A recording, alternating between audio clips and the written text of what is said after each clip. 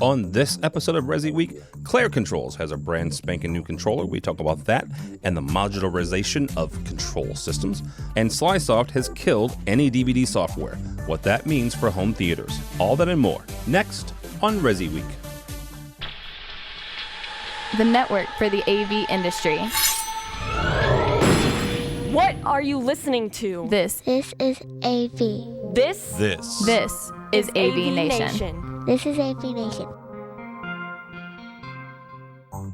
This is ResiWeek, Episode 6, recorded Monday, March 7th, 2016. The Masked Bandit. ResiWeek is brought to you by our fine group of underwriters, companies like Draper. This is ResiWeek, the weekly look at the residential segment of the AV industry. My name is Tim Albright. I am your host.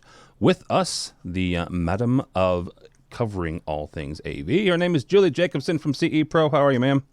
Hello. Last time I saw you, you were in beautiful Amsterdam.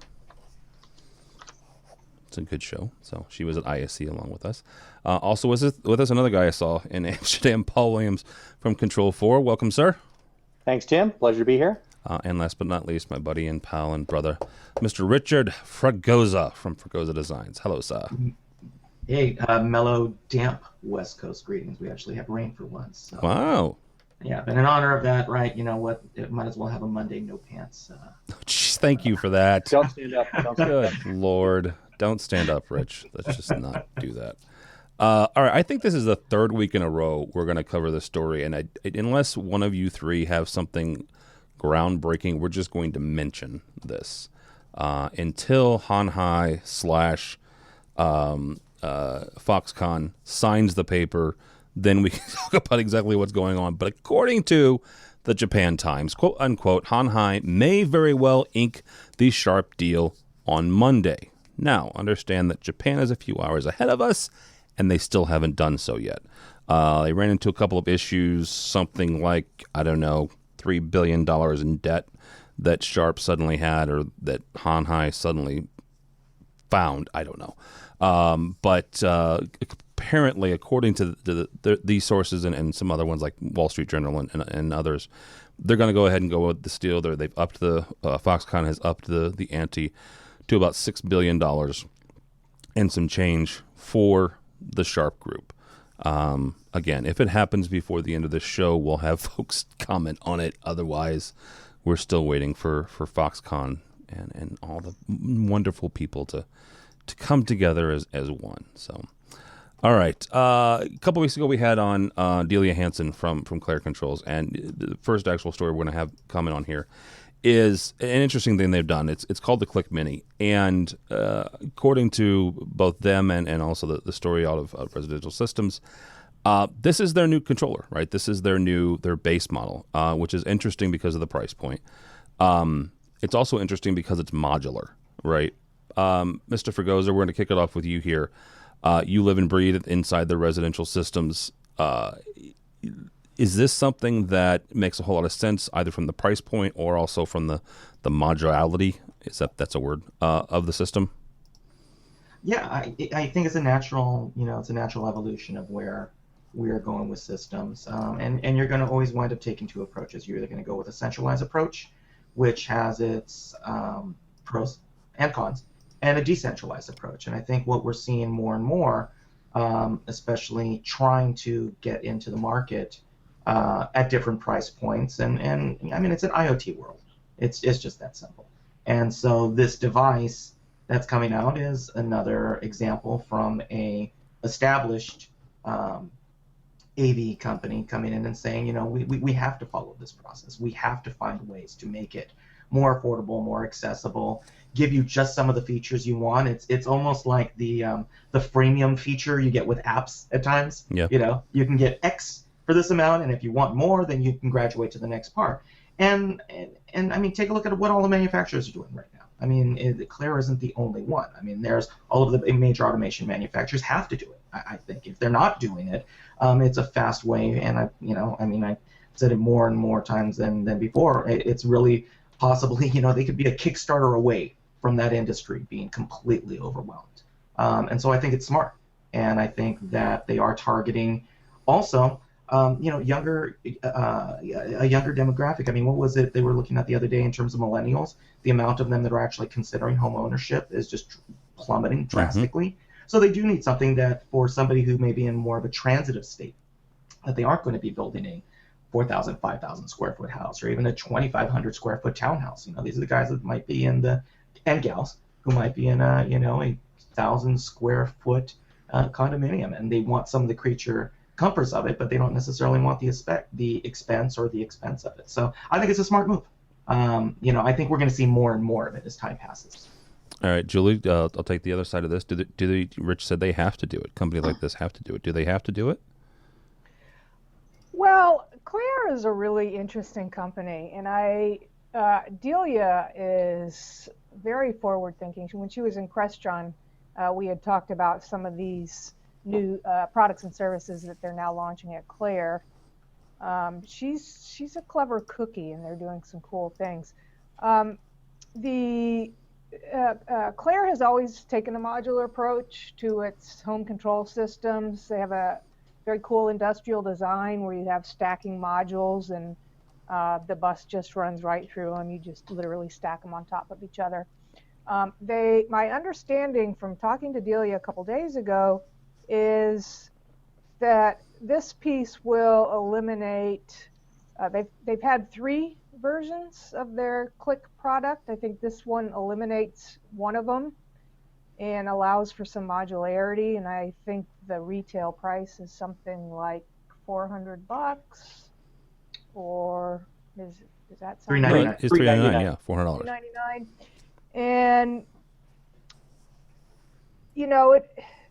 it's some of the things Claire is doing on the back end. I'm sure I've talked about this in the past, is that they're really building into their technology the ability for consumers to do a lot of the work for themselves.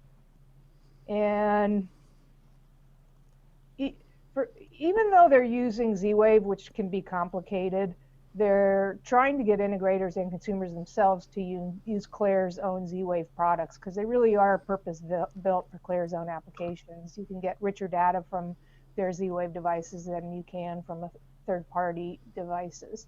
And so consumers themselves can add these devices to their own networks. And the interesting thing is, even if the consumer buys directly from clairecontrols.com, the dealer still gets credit for those sales. So, despite their prices, despite their hardware, despite their functionality, they're doing some really interesting things on the back end from a business perspective. Yeah. Paul, we'll bring you this in on this. Not going to ask you about Claire specifically, because they are a competitor of Control4. But talk a little bit more about Richard's point about we live in an IoT world, right? Is this something that, as control manufacturers in general, that you guys have to consider yourself with? Absolutely. I think that what we've seen in the last couple of years is this proliferation of all these devices that are coming into the environment. And people want a simple way to be able to control them.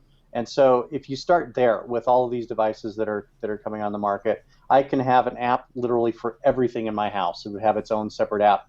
And that's become very confusing. And it's not ideal, and it's certainly not technology at that end of the day. It becomes very complex and hard for people to work with that. And so we as manufacturers have had to pay attention to it. We're looking at what's happening out there. We're taking the good technologies. There's quite honestly some stuff out there you look at and it's IoT and you go, what in the heck would I need that for? What is its purpose in life? But there are some really cool things that we saw, especially at CES. Lots of great technologies that are coming out there, and we certainly want to embrace those. So manufacturers, much like Claire, and we've done the same thing as well, we're looking at those to be able to put them into a world where it makes the consumer in charge of those devices, not the other way around. And so that becomes simple for the homeowner to be able to interact with those pieces. And not only interact with those pieces, but have them use each other. So using a motion sensor from company A combined with a lighting product from company B, and have some infrastructure that puts those things together so they work in concert with each other based on motion sensing or time of day and other things. Yeah. It's really powerful, and we're certainly paying attention to that as well. All right, very good. I think if I can follow up with this, the The interesting question here is something that manufacturers grapple with all the time, and something I just posted today about this crazy company called Mixity or something like that, and they've got this modular solution where you start with a 360-degree speaker that looks like Amazon Echo, and you add modules on top of those. And I saw that. Is that the one that has the crazy lighting LEDs inside? And with the olfactory, like, yes, I met with those guys. I met with those guys at CEDIA. You know, I made fun of them in my home automation CES presentation because I mean this thing stacks up tall. Yeah. I even have a picture of one of them with my cell phone, and it's big. But the modularity, I think, is a really interesting concept, and it's not necessarily new, but manufacturers like Paul at Control4 grapple with, well, do you go ahead and just put everything in a compact little box and charge $100, or do you start with a $50 box and add $50 at a time to increase functionality? And it's an interesting concept. Which one will keep the consumers engaged? Which one will consumers buy? And my hunch is that they're likely to start out with a $50 device that does one thing and add modules, literally or figuratively, hardware or software, on top of those. Well, actually, Paul, I'll put it to you, and then I'll ask. I'll give a little bit answer to Julie, but you go first. Yeah, I think the modular approach is interesting. There's certainly be said of, I make an investment in a product and I'm only using one function in it, yet I've outlaid an extreme amount of money for this thing, and there's 90 other functions that it has that I never needed in the first place. So I'm burdening the cost with those other 90 functions. But there's also some economies of scale that you get as a manufacturer out of building all these little devices there. I can also create a lot of market confusion, which is I now have this Chinese menu of things that I can buy in order for me to automate different solutions in my house. And there's a balance in there of, how much do you add into that base product, and most of us in the industry call those controllers or platform pieces. How much do I add in that base product, and then let the rest of it be modular on top of it? And it's something that we continue to balance out quite a bit. Once again, you can over skew and SKU the environment by having too many out there. And as a consumer, or as a dealer, I'm looking at it going, I don't even know anymore. I don't know what pieces I need to make this thing work. And I think that's one side of the spectrum. And the other side of the spectrum is I've got this box that does everything that it can possibly do, but it also costs like $4,000. And somewhere in between there, I think, is a happy medium. And we're still struggling with that, something that we continue to look at all the time. Giving as much value as we can in the box, but at the same time lowering that cost, much like Claire has.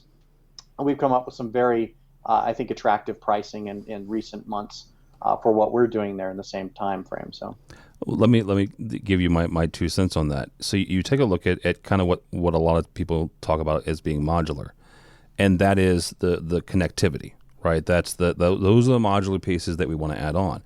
Oh, I have a DVD player that doesn't do this, and I want to do an IR, or I have 232 or what have you. What I'm seeing is guys like Control4 and others are saying, okay, here's a base model. It has an RJ45. It has network. It might have one IR and one 232, maybe.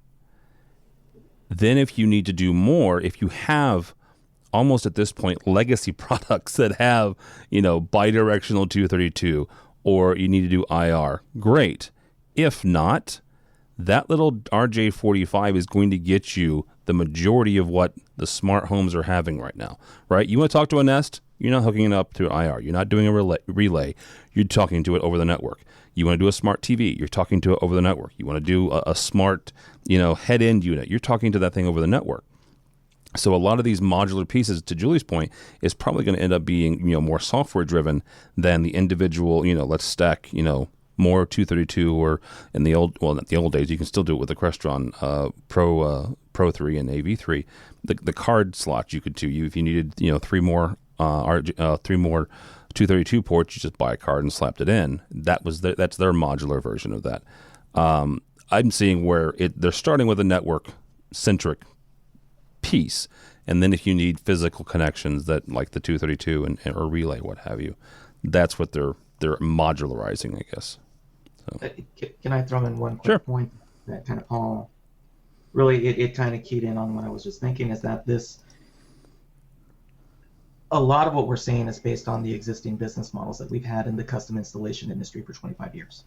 And so one of the dangers, and again, I'm right in the heart of the Silicon Valley. So, I mean, you can go to any, you can go into any office building, there's somebody pitching something new in terms of the technology and the hotbed in terms of the innovation. And I think what it is creating is an opportunity.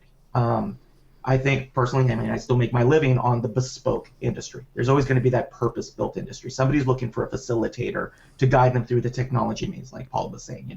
They don't want the 15 different apps, and that's something that just doesn't work for them. They have a completely different focus, and there's somebody who comes in, and so the responsibility of the integrator and the especially on the Resi side is that shift towards being a technologist. There's also a completely different segment of humanity that doesn't know that this industry exists. These are the people who go up into a web browser and just type automation or IoT or something. And so these are this is a market segment that purchased 100 million mobile devices last quarter, right? They aren't necessarily the ones who bought, again, I mean, you've got some of these smaller companies who are doing 3 billion in annual sales. That's almost more than our industry when you add it all together. So it's a two-pronged approach that's going on, and I think and software is going to eat the world. I think what we are seeing is that there is an ability for these manufacturers to say, we have purpose-driven solutions. We're making them affordable. We're trying to approach a market that we haven't tapped into before, and most of it's been due to the time frame or the expertise necessary from the dealer network. So, this is just one of the early steps that we're going to see. Within the next few years, we will see, again, it's anything else that's going down the line is we're an IT-driven world. We're an IP-driven world. And as those legacy devices get phased out more and more, there will be this acceleration towards software development and then picking and choosing the different parts. Some parts work better than others with one another. Some of them play better than with one another. And so companies like Crestron, Control4, Claire, all of these companies, they're the ones that are, kind of hanging their butts out over the edge right now, saying, what, somebody's got to do it. And so, I mean, if anything, I applaud them for it because it is going after a completely different market that the CI may not get to. But at least it's educating that market so they may seek them out as their tastes become more refined. You keep saying that software is going to take over the world, and eventually it'll be true.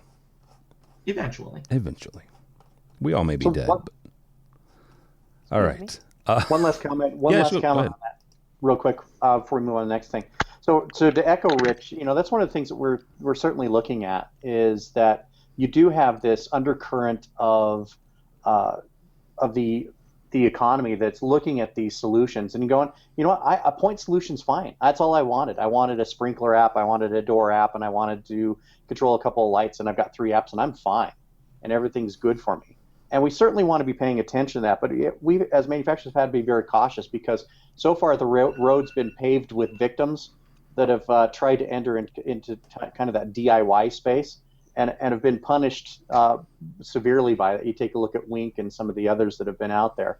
But it's a matter of time. I'm with you, Rich. I think it's a matter of time before that market develops into something. It's going to take some education. I think it's going to take some companies that find the right mix in there to maybe be able to bring those things together. But I do think there's a world where that starts to coalesce, where we have this higher end solution systems, and then you've got the kind of the lower end stuff that's coming up from that IoT and the DIY guys that come up through that.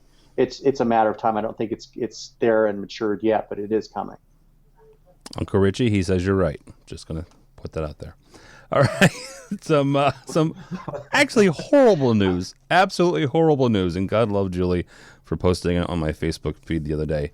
Bad news for movie servers. Slicesoft is killing any DVD and any DVD HD. Quote unquote, due to recent regulatory requirements, we have had to cease all activities relating to Sly Soft Inc.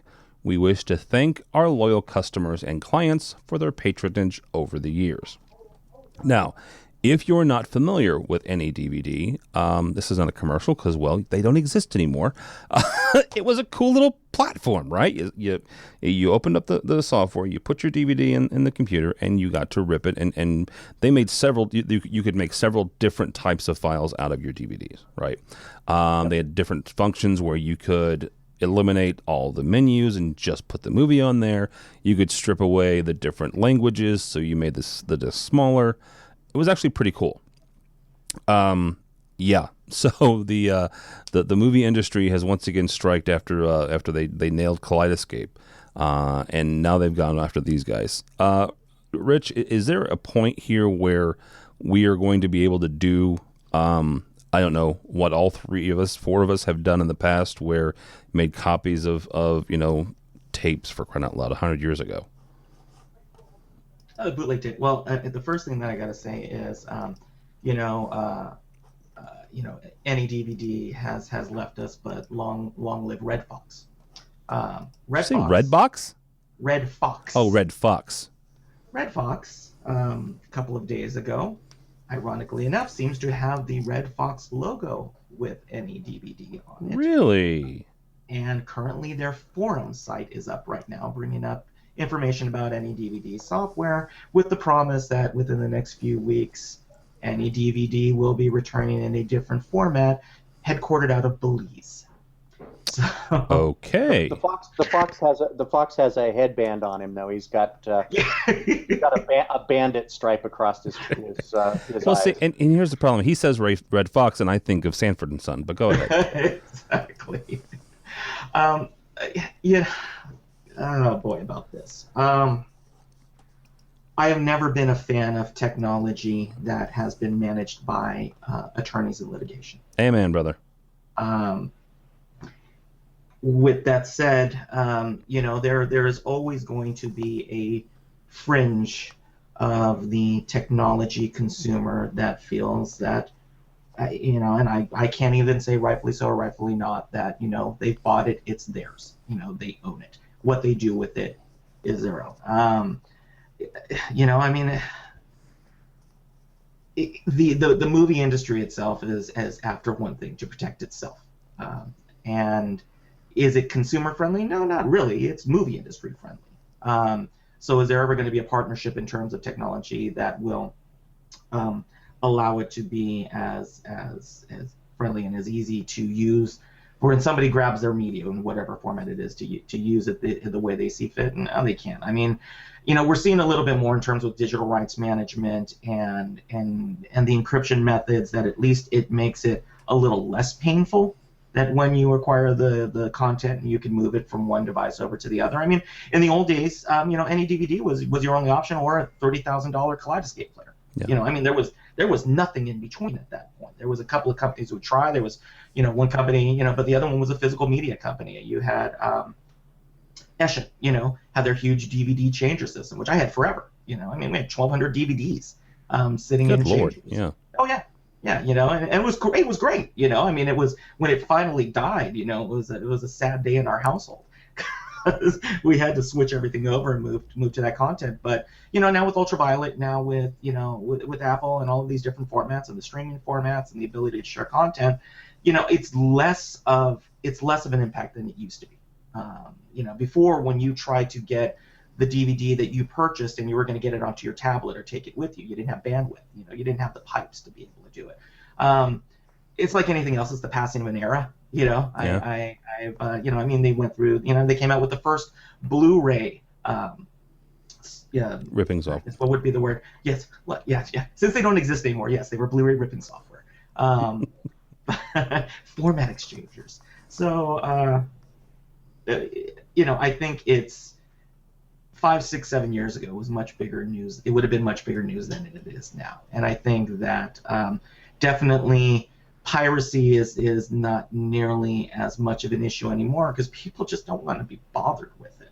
The act of converting a DVD to a digital file is not fun, and unless you've got something that's doing it for you. But I have very fond memories of that little Red Fox, and seem getting an update like every 4 hours about the software. So. Yeah. All right, Paul. We'll start with you, and we'll end with Julie on here. How big of a deal is this? I'll echo Rich. If we had gone back 5 years ago, it would have been a big deal because that's what most people were doing. They had big NAS drives in their homes. They would purchase movies, hopefully legally, not from the red box, and then ripping them and putting them on the media on their drive, and then being able to watch those movies. More and more content's moved to the web. It's, in fact, if I talk to 100 people, I've talked to 1,000.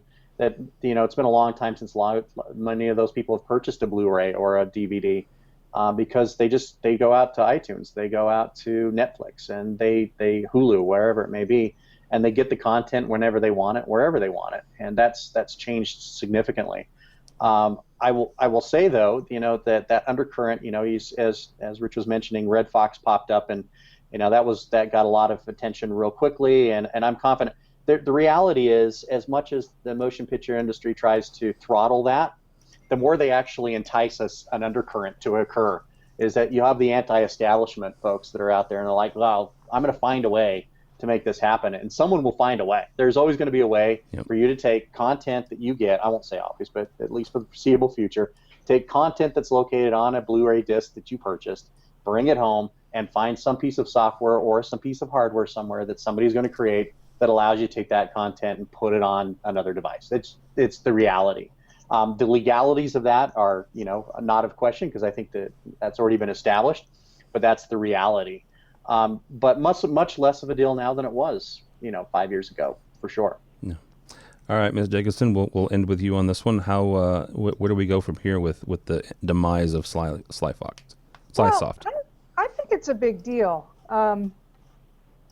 Previously all those offshore software piracy types of companies were off limits, and now there's ways to pressure them. I know the groups that shut down any DVD were going to the credit companies like PayPal and popular credit card companies and other payment schemes, and asking them or telling them not to accept payments for these types of products. So one thing we did learn about this event is that these offshore software companies are not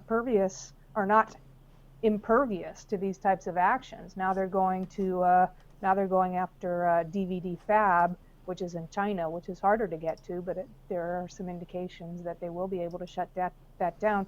And the fact is that most movie servers in our channel are using or encouraging dealers and consumers to use any DVD or similar services. Now, in the bigger picture, it's pathetic because these companies want to work with Hollywood. They, I don't know if it was Fusion Research or one of the other server manufacturers I talked to, they want to give money to these content owners, and there's no mechanism for them to do that. And it's just stupid. It's egocentric, I think, on the part of the Hollywood. Well, and it's probably a bottom line thing where they think that they can make more money selling the digital downloads and the DVDs and this and the other. One thing real quickly on that, the only DVDs I honestly buy anymore are for my kids, right? And we've gotten to the point where if I'm buying one, I buy one that has the Blu-ray, that has the traditional standard definition, and comes with some sort of download, right? Those are the ones I actively seek out, whether that's a Marvel movie or a Disney movie. I think Disney was the first ones I ever saw doing this, where they will give you a coupon, and it can be used for either iTunes, and now Disney has their own download store, and it helps you feel better. It helps you not feel like a pirate as you're going, okay, now I have 3 copies of this movie. That's exactly what I need, right? I need a Blu-ray, I need a standard def, and I need, I need to be able to get it on some device somewhere. So, alrighty. Last story here, and it's not really you guys can comment if you want, if you know Justin. But a good buddy of ours, Justin Kennington, has moved from Crestron DM, and he's moved over to Aptovision. AptoVision's Blue River AV over IP technology. And if you're not familiar with this, you will be very shortly, because one of the things that AptoVision is doing and is claiming is that they can get a full, relatively uncompressed 4K signal lower than on a pipe that's smaller than 10 gigs. I say relatively uncompressed. There's some interesting things they do with the information that they cut out, and then they do a small amount of compression to get it down to about 9 gigs, I think. If you're not familiar with that, is important. An uncompressed 4K is actually 17 gigs, so they're cutting a good 8 gigs out of that to get it down. So good for him, and as luck would have it, actually he'll be on AV Week this Friday. So I think it's a good move. Good for him. So. Well, I think it's something important to watch, because HD-based T is having difficulty with a solution that'll do 4K. Sorry? That'll do 4K? That'll do 4K, certainly with a single cable. Yeah. We don't see that happening. We did see at least one solution at ISC for getting a complete 4K 60, 444 over 2 cables. But I think we're going to start seeing some new companies and new technologies jockeying to replace HD-based T. Definitely interesting to watch. Yeah, definitely. I think this is an early shot across the bow that our traditional and somewhat newer video transmission technologies are living on borrowed time. Yeah, absolutely. And it's interesting that we can refer to HD-based T as traditional at this point. I believe it's the acceleration of tech. But I mean, again, it's what we've talked about, is that there was a significant period of time where the AV industry was 15 years behind the tech industry, and that gap, because of IT, because of IP-based technologies, that gap is starting to narrow. And I'm sure that the major manufacturers, as well as up-and-comers, are, if they're not, they're going to be out of business very quickly if they don't go, hey, this newfangled IP stuff, maybe we want to take a look at it. Yeah. Speaking to the guy who ran his house along with fiber and everything else with mini RGB cables throughout his entire house. Why did you do that? Because at the time we were had analog video switching systems. All right. But there's fiber. But there's fiber. It's probably multi-mode, though, or single mode, though. Both, of course, there is. All right, that's going to do it for us.